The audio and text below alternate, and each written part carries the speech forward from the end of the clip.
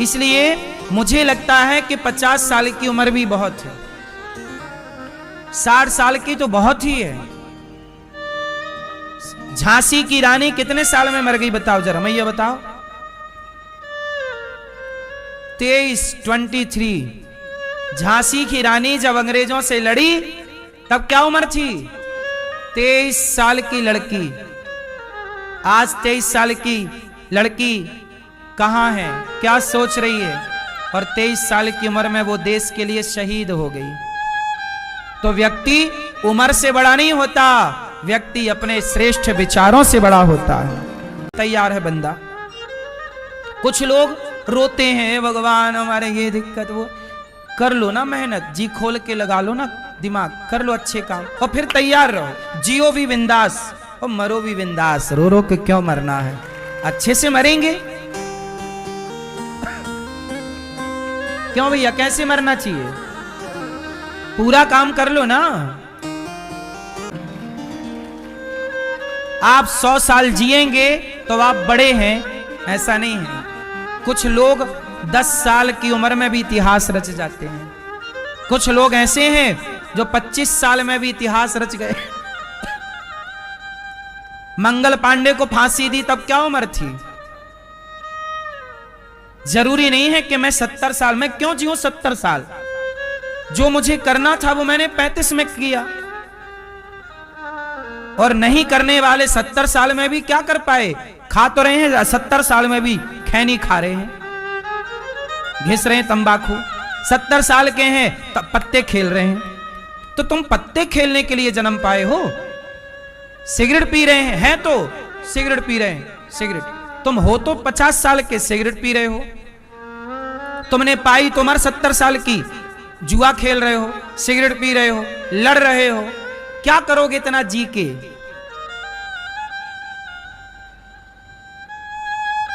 कम समय पे ज्यादा काम कीजिए। ऐसा काम कीजिए कि आपके मरने के बाद भी आपका काम जिंदा रहे। और काम जिंदा जिसका रहता है ना, उसी का नाम जिंदा रहता है। जिसका काम जिंदा नहीं है ना, उसका नाम जिंदा नहीं होगा। पैसे कितने भी कमा लो साहब, भर लो तिजोरियां, लेकिन आपने उस पैसे का उपयोग क्या किया? कहां खर्च किया? अपने लिए कमाया, अपना खाया। ये काम तो कुत्ता भी करता है गली का। कुत्ती भी अपने बच्चों का पेट भर रही है, चिड़िया भी भर रही है, सुअर भी भर रहा है। अपने बच्चों के लिए ही करना है तो सब कर ही रहे हैं, चिड़िया, पशु पक्षी। लेकिन हमारा जन्म समाज की सेवा के लिए हुआ। हम राष्ट्र के लिए क्या कर रहे हैं? हम देश के लिए क्या कर रहे हैं? हमारा देश में क्या योग, आप बताइए।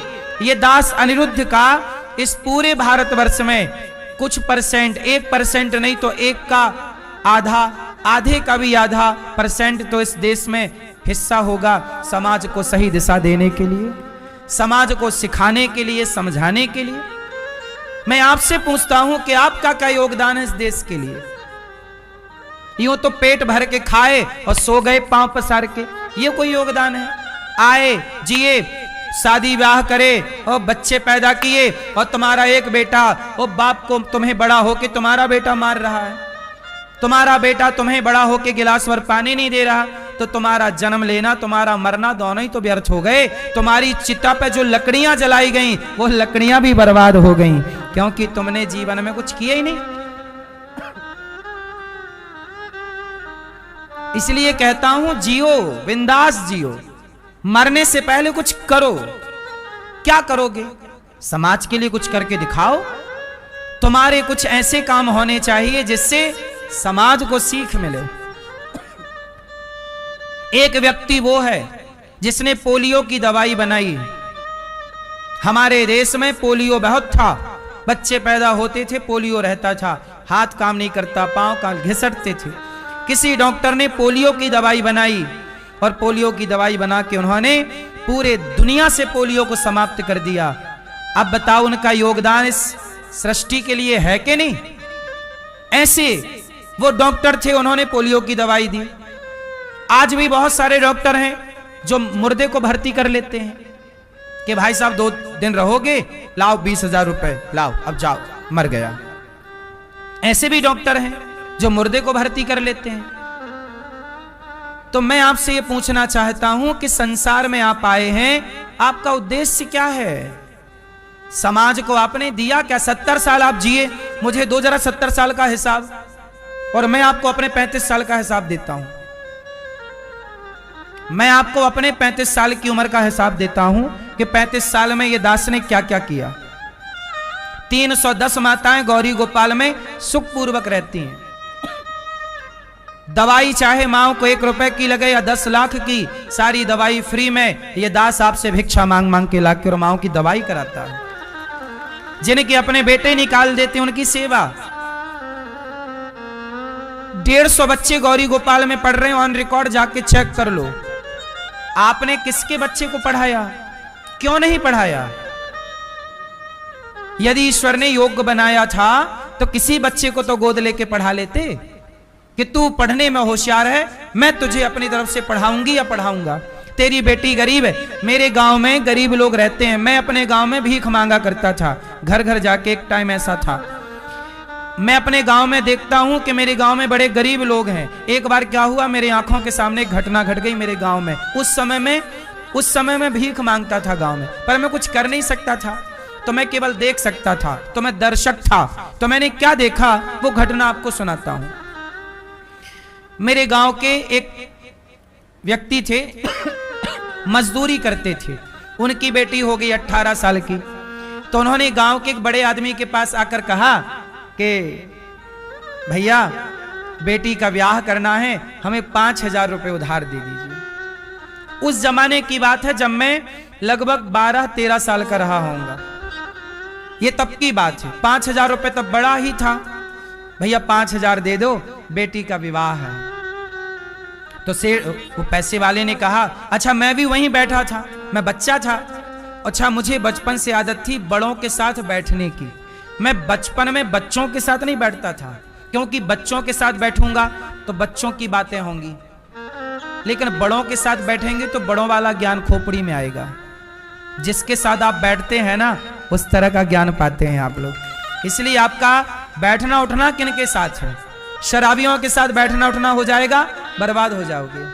गलत व्यक्ति के साथ बैठना उठना होगा, बर्बाद। आप किसके साथ बैठते हैं?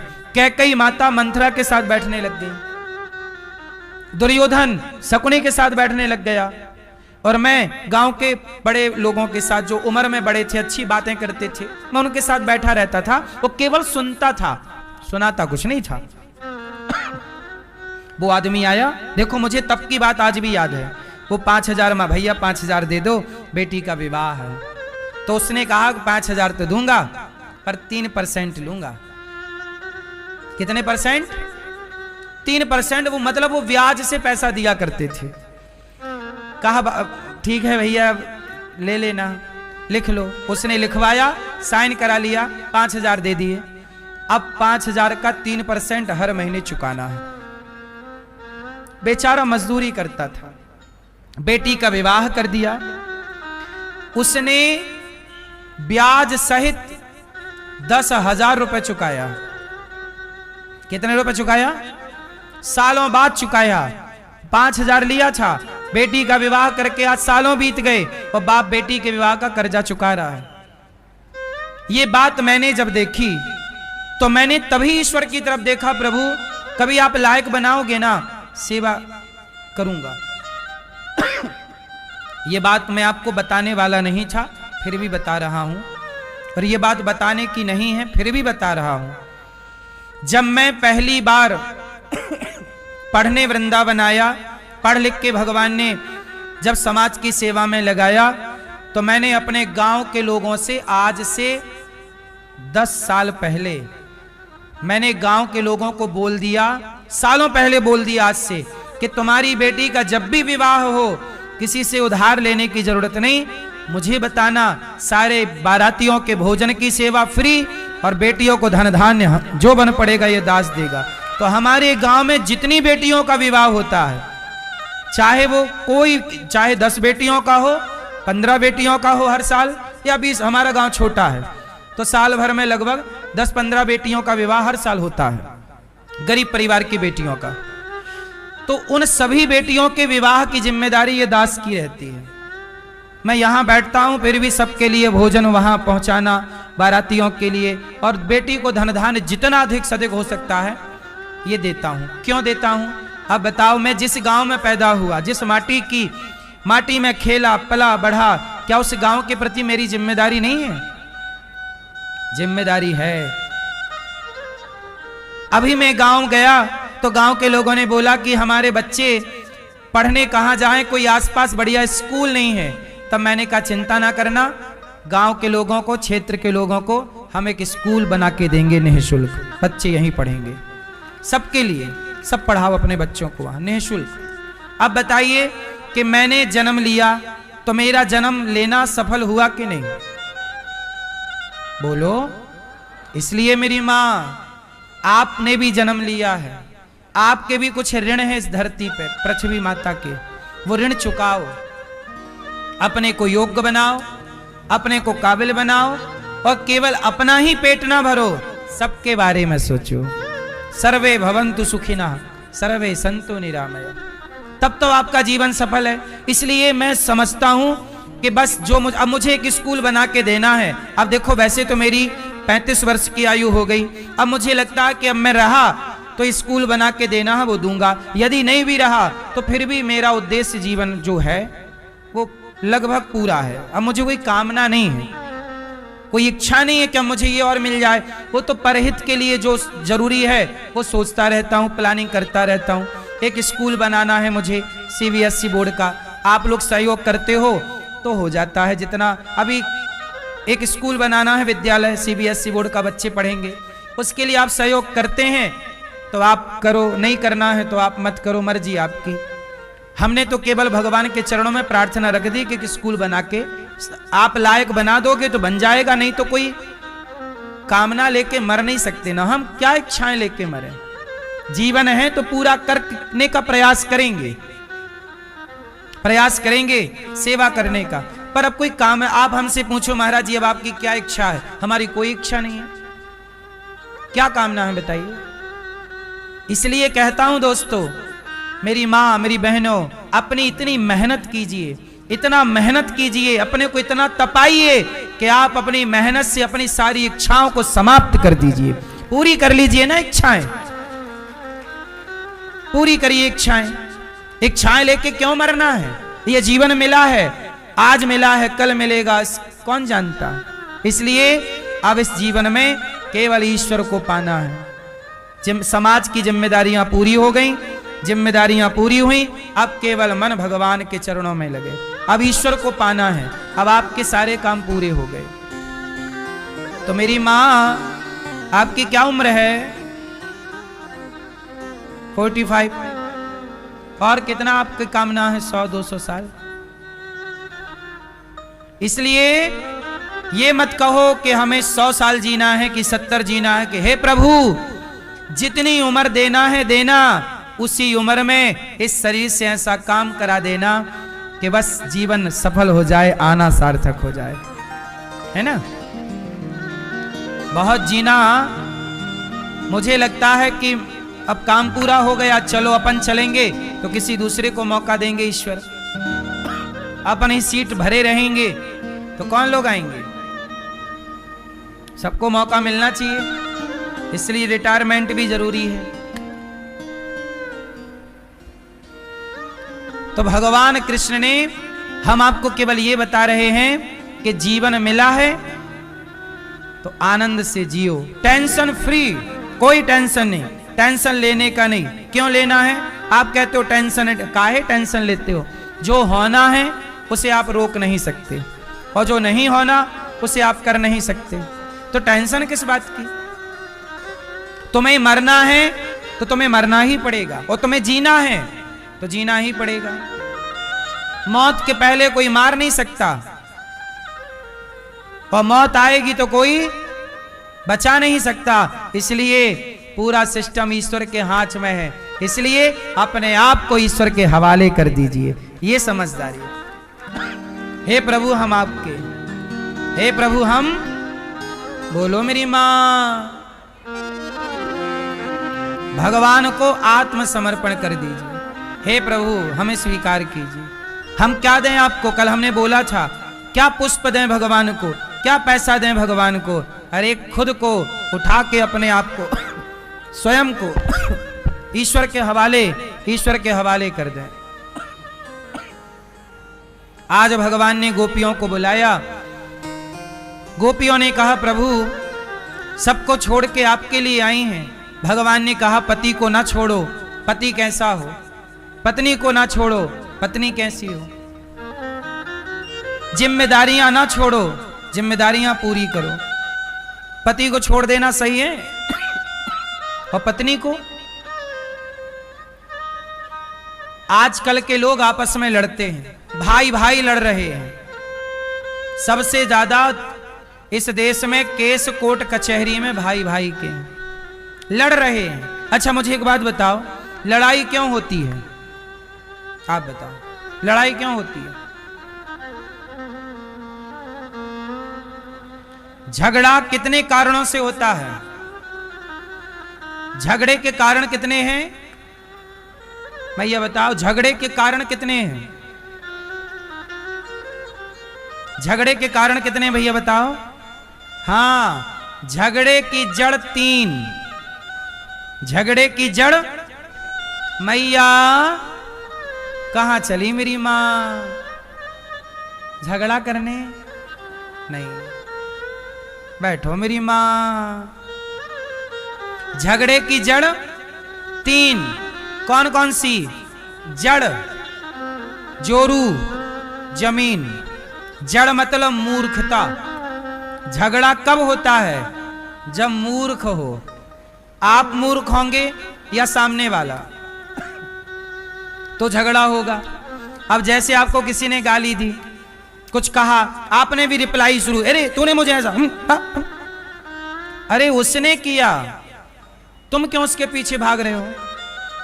कुत्ता आपको देख के भौं भौं करता है, तो क्या आप भी भौं भौं करोगे? ये कुत्ते का स्वभाव है। कुछ लोगों का स्वभाव लड़ने का है, तो जो स्वभाव से लड़ाकू हैं उनसे क्यों लड़ना है? ये उनका स्वभाव है, नेचर है। हम क्यों लड़ें? तो यदि आप लड़ रहे हैं, मतलब आप बता रहे हैं कि आप मूर्ख हैं। रिप्लाई, गाली कर, आपको कोई गाली दे दे और आपने रिप्लाई किया, तो जब गाली किसी ने आपको दी और आपने भी गाली दी, तो उसमें और आप में कोई अंतर रहा? यदि वो गधा था तो तुमने भी तो गाली दे के सिद्ध कर दिया कि तुम भी गधे हो। वो भौंक रहा था तो तुमने भी तो बोल के सिद्ध कर दिया तुम भी उसकी तरह भौंकने वाले हो। इसलिए समझदार है वो, चुप रहता है जो। कुत्तों के मुंह नहीं लगना चाहिए। झगड़े की जड़ 3। पहला जड़ मतलब मूर्खता। जोरू, जोरू मतलब झगड़ा किसके कारण? स्त्री के कारण भी झगड़ा होता है, बोलो हाँ। और जमीन, जमीन जायदाद के कारण। इसलिए कहता हूं समझदार बनो तो जड़ता खत्म हो जाएगी। समझ से पत्नी लाओ तो पत्नी की समस्याएं समाप्त। अच्छी पत्नी, समझदार पत्नी लाओ। पानी पियो छान के, विवाह करो जान के। और जमीन, जमीन का विवाद इसलिए होता है कि बहुत सारे पिता बंटवारा किए बिना तय हो जाते हैं। इसलिए आप लोगों से प्रार्थना है, मरने से पहले अपने बच्चों का बंटवारा कर दो। नहीं करोगे तुम्हारे मरते ही बच्चे आपस में लड़के मर जाएंगे। समझदार बाप है, समय रहते समय पे बंटवारा कर दे। रहो साथ में, पर भैया ये तुम्हारा, ये तुम्हारा, अपना अपना संभालो। प्रकृति का नियम है, बंटवारा होना है। बाप चाहता है कि नहीं मेरे जीते जी बंटवारा ना हो, और मर जाता है तो बाप के मरते ही बेटे भी मर जाते हैं, लड़के। कोर्ट कचहरी लड़ते हैं, तरक्की कर नहीं पाते, सारा पैसा कोर्ट कचहरी में खर्च हो जाता है। तो भाई भाई में यदि झगड़ा होगा तो उसका जिम्मेदार पिता होगा या जिम्मेदार मां होगी। ये बात सही है कि गलत है? बोलो हाँ। यदि माँ बाप सही बंटवारा करें तो कभी भाई भाई में झगड़ा, याद रखिएगा, आप जितने माँ बाप बैठे हैं, तुम्हारे बेटे आपस में लड़ेंगे, जिम्मेदार तुम कहलाओगे। इसलिए समय रहते बंटवारा कर दो। मैया आपने किया बंटवारा कि नहीं? नहीं? कितने बच्चे हैं? 2 हैं। जाति बंटवारा करना, शादी हो गई, एक बेटी है, एक बेटा है, ठीक है।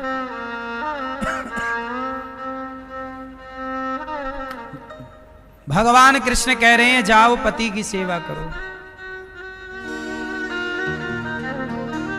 पति की सेवा। अब भगवान ने गोपियों को उपदेश किया।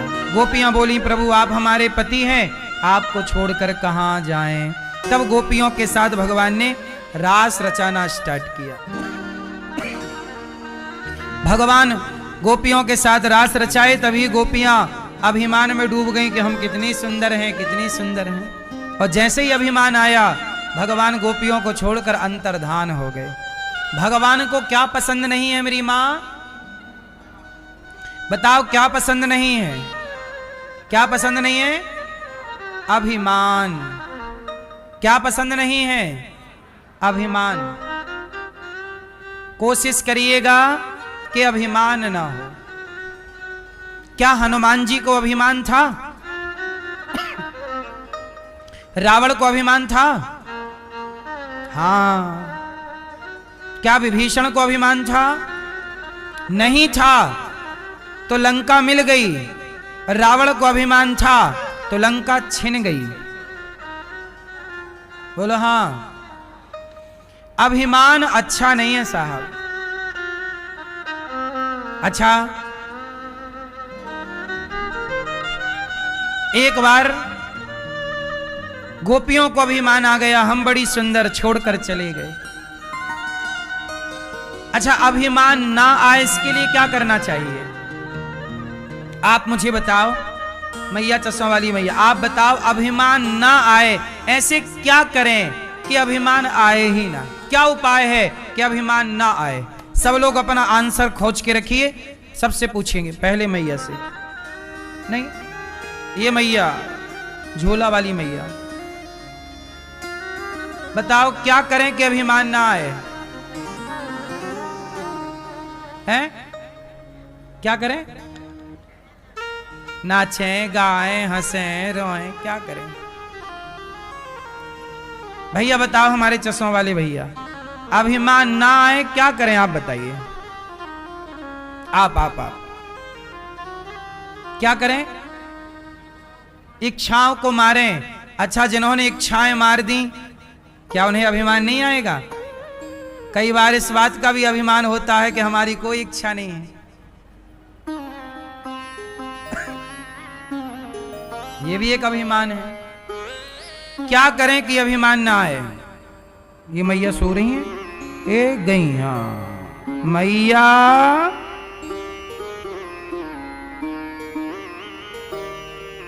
अभी आप गिर जाती हो ना जगाते तो।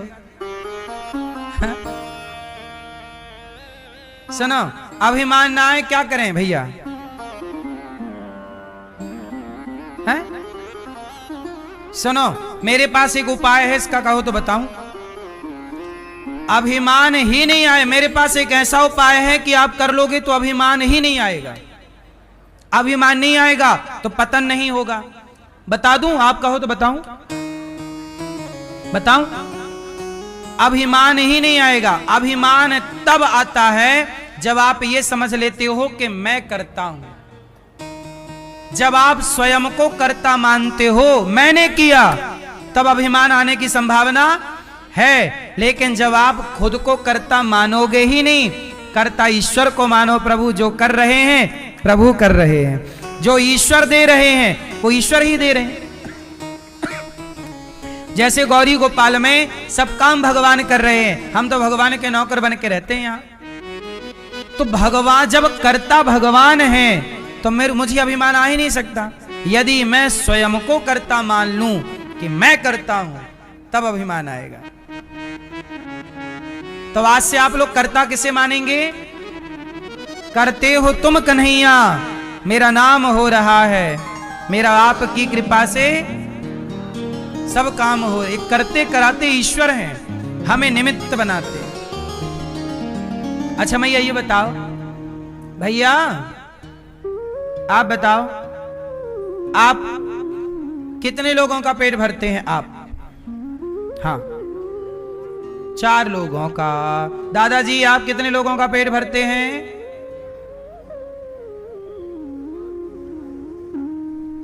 5 लोगों का। आप मैया, ये मैया बताएंगी हमारी चश्मा वाली, कितने लोगों का पेट भरती हैं आप? एक अकेली हो। और आप मैया? 4 लोगों का पेट। मैया आप मैया कितने लोगों का पेट भरती हो? 3 लोगों का। मैया आप? 5 लोगों का। मैया आप पीली मैया? 7 लोग। और मैया बगल वाली गुलाबी लाल? 3 लोग। मैया गुलाब वाली मैया? 5 लोगों का पेट मैया भरती हैं। मैया आप कितने लोगों का?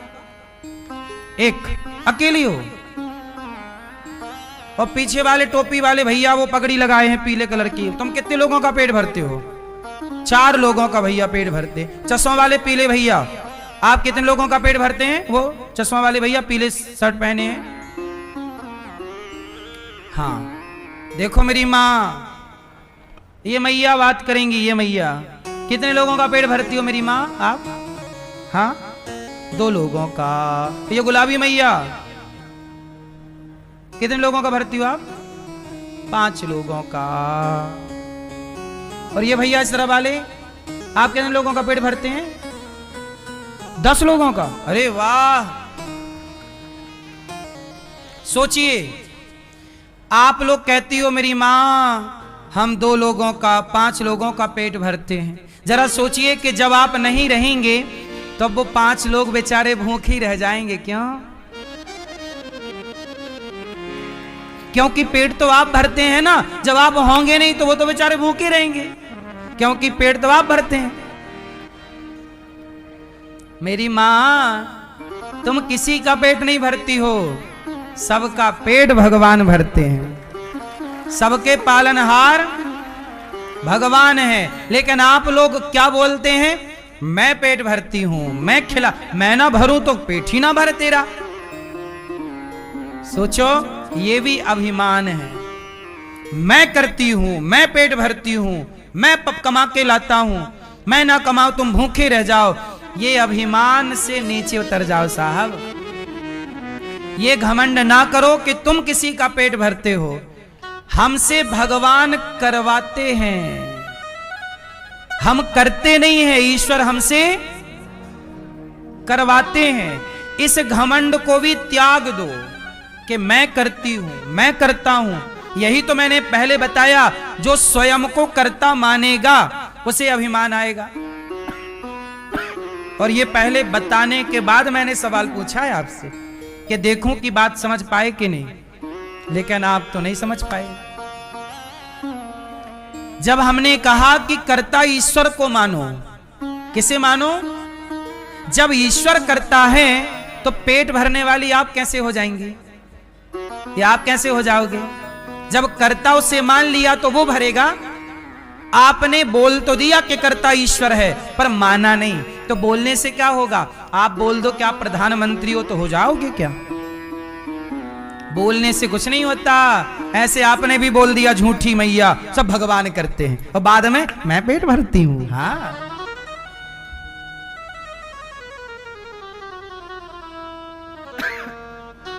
तो देखो आपकी कथनी और करनी अलग अलग हो गई। बोलो हाँ। इसलिए ईश्वर के आगे कपट नहीं, इसी का नाम कपट है। इसी को क्या बोलते हैं? आप भगवान के सामने कहती हो हे भगवान सब आप करते हैं, और बाद में कहती हो मैं पेट भरती हूं या मैं भरता हूं। तो अभी कुछ और कह रहे थे, अब तुरंत दलीलें बदल दी। बोलो हाँ। इसलिए अंदर से बाहर से, देश में विदेश में सदा एक ही भाव रखो कि कर्ता परमात्मा है, वो सब कर रहा है। हम तो उसकी कठपुतली हैं, हम नाचने वाली हैं, हम नाचने वाले हैं। विधाता नचाने वाला, वो नचा रहा है, हम सब ही नचावत राम गोसाई, सबको वो नचा रहे और हम सबके सारों पे, ईश्वर के सारों पे नाच रहे।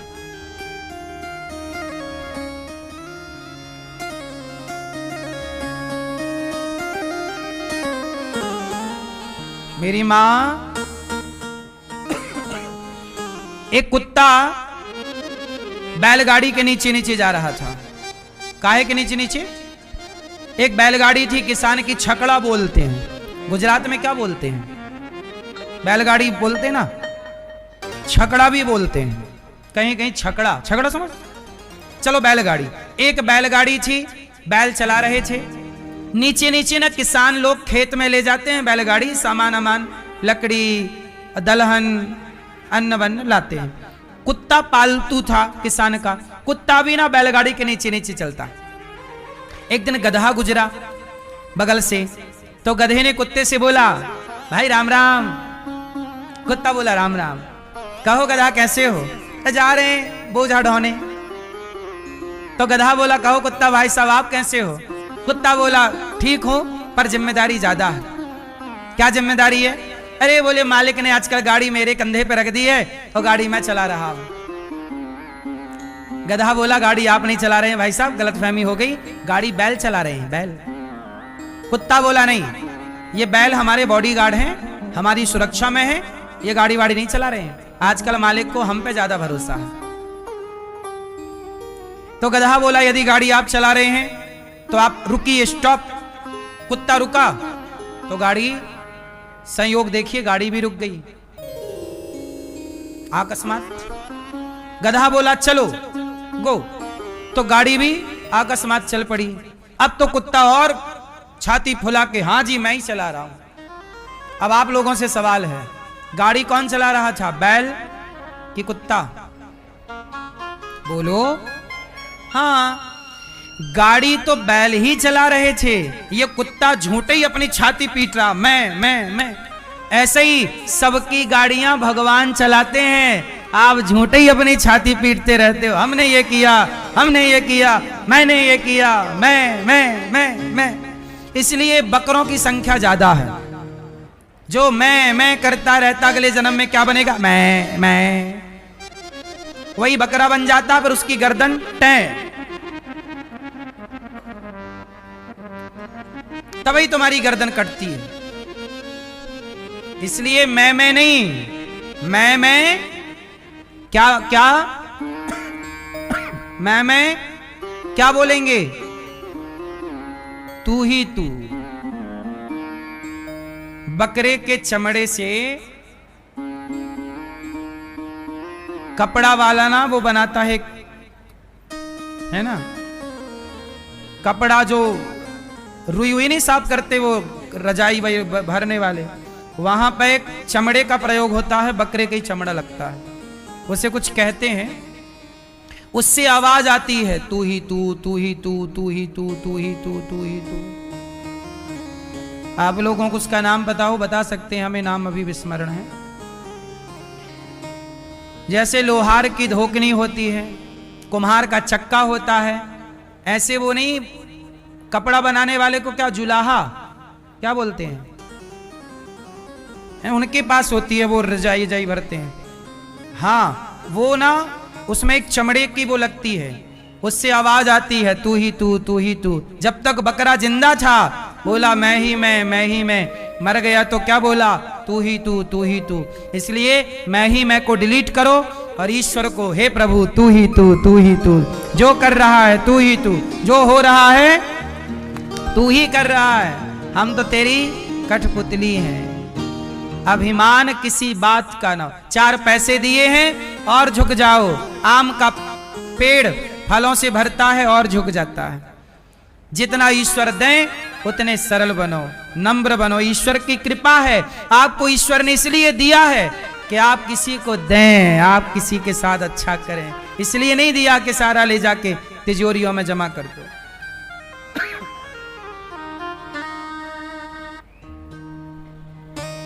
अभिमान से बचिएगा मेरी माँ। हाँ, अभिमान किस बात का करना।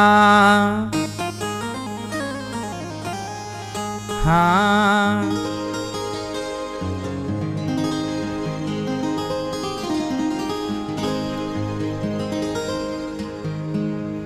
अभिमान किया रावण ने क्या हुआ, अभिमान किया कंस ने क्या हुआ, अभिमान करा गोपियों ने, भगवान छोड़कर चले गए।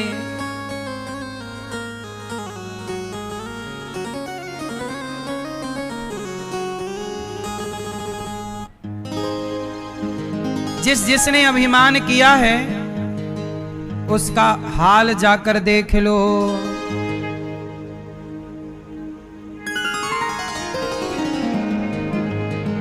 एक लड़की विवाह करके चली, एक लड़की डोली पर, एक लड़की अर्थी पर चली। दो लाइन जरा अभिमान पर सुन लीजिए, समझ आ जाएगी बात। एक डोली चली, एक डोली, डोली मतलब डोली, लड़की चली डोली पर बैठकर। एक डोली चली, एक अर्थी चली, डोली अर्थी से कुछ यूं कहने लगी। एक गांव से अर्थी, एक गांव से डोली, दोनों की भेंट चौराहे पे हुई। तो डोली ने अर्थी से कहा, अरे अर्थी, एक डोली चली, एक अर्थी चली, डोली अर्थी से कुछ यूं कहने लगी। क्या कहा? रास्ता तूने मेरा क्यों ये खोटा किया। मेरे सामने क्यों आ गई? मैं तो घर बसाने जा रही थी। रास्ता तूने मेरा क्यों ये खोटा किया, सामने से चली जा तू वो दिल जली। डोली ने अर्थी को कह दिया दिल जली। तब अर्थी की अंतरात्मा बोल पड़ी, डोली इतने बड़े बोल ना बोल, तू मुझे दिल जली कह रही है, मैं वैसे भी जलने ही जा रही हूं। और सुन, आज जिस रास्ते मैं जा रही हूं ना, तुझे भी सारा काम निपटा के इसी रास्ते आना पड़ेगा। आखिरी रास्ता सबका शमशान की ओर ही जाता है। आखिरी रास्ता सबका किस ओर जाता है? आखिरी यात्राएं आप कितनी भी बड़ी बड़ी यात्राएं कर लो, पर अंतिम यात्रा तो शमशान की ओर ही लेकर जाएगी। इसलिए बहन देख, इतने बड़े बोल ना बोल। डोली बोली, चल हट जा मेरे रास्ते से। डोली अभी नया नया खून है, नई नई गर्मी है। जब आदमी कहते ना समझ नहीं होती तो जवानी अंधा कर देती है। जब आप किसी का अपमान करते हैं, तिरस्कार करते हैं, उस समय आप अंधे हो जाते हैं। आप भूल जाते हैं कि जो समय आज सामने वाले का है, कल वो समय मेरा भी हो सकता है। किसी को गरीब ना समझना साहब, किसी को छोटा ना समझना, क्योंकि कभी छोटे को आपने छोटा समझा तो आपको भी ईश्वर उस छोटे के बराबरी में लाके खड़ा कर देता। तू भी वैसे ही हो जा, चल। कितने लोग ऐसे हैं आपने भी देखे होंगे, जो कल तक बड़े बड़े धनवान थे, अब उनके घर में रोटी का जुगाड़ नहीं है। हमने देखे हैं साहब, करोड़पति लोग सड़क छाप बन गए। जिनके 4-4, 6-6 महल अटारी हुआ करते थे, आज वो किराए के घर पर रहते हैं और किराया देने का पैसा नहीं है। हमने बिगड़े को बनते भी देखा है और बने को, ये सब ईश्वर का खेल है। इसलिए किसी बात का घमंड ना करना। आज दौलत है, कल रहेगी, कौन जानता है। सत्ता, संपत्ति और सुंदरता ये किसी के बाप की बपौती नहीं।